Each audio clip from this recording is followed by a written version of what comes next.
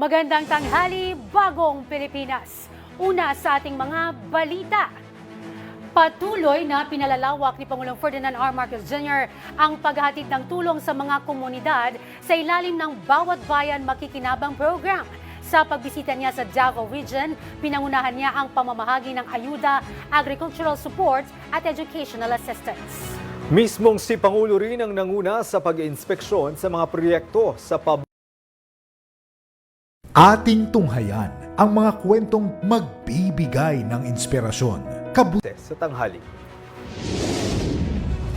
Halos 37,000 barangay na sa bansa ang napabutan ng tig 200,000 pesos na financial assistance ng Office of the President sa pamamagitan ng Social Civic Projects Fund. Ito ang inanunsyo ni President Ferdinand R. Marcos Jr. sa paglulunsad ng Bawat Bayan Makikinabang program sa Nabunturan, Davao de Oro, kung saan 565 barangay ang binigyan ng cash aid. Pinangunahan din ng Pangulo ang distribusyon ng agricultural machineries at farm inputs sa farmer beneficiaries at educational assistance sa presidential scholars.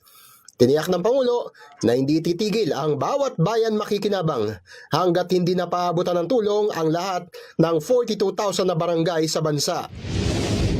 Kung maging maganda ang resulta nitong programa na sinimula natin ngayon, basta't maging maganda ang resulta nito, ay patitiyakin natin, palalakihin pa natin yung pondong yan. Samantala, ininspeksyon din ng Pangulo ang Peoplesville Socialized Housing Project na isang key flagship project sa rehiyon sa ilalim ng Pambansang Pabahay para sa Pilipino program.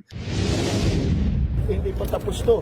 Ang idadagdag pa ilang building pa? 42 buildings ito. So, 7,000 plus ang unit na maitatayo pagka natapos na lahat ito. Personal ding sinaksihan ng Pangulo ang pag-i-issue ng discharge papers sa ilang pasyente ng Davao de Oro Provincial Hospital Monte Vista na nakinabang sa zero balance billing. Ipinagkaloob din mula sa Office of the President ang 147.95 million pesos na halaga ng tulong sa ilalim ng Social Civic Projects Fund.